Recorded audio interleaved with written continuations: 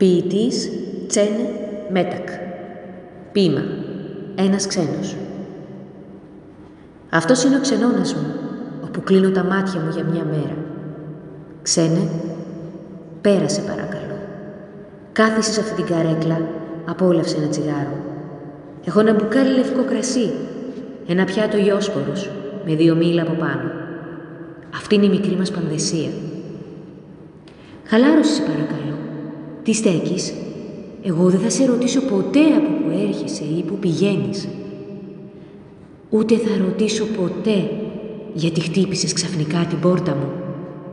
Εδώ δεν κάνουμε ανάκριση. Α, ξένε, πιες το κρασί σου, φάε τα σπόρια, πάρε ένα μήλο και μετά μπορείς να φύγεις. Αφού φύγεις και κλείσεις την πόρτα πίσω σου, εγώ θα πρέπει να κλάψω.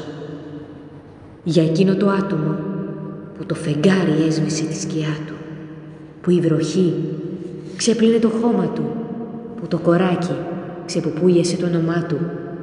Για ανθρώπους όπως εγώ και για τους απόκληρους που επιβιώνουν έξω από την πόρτα.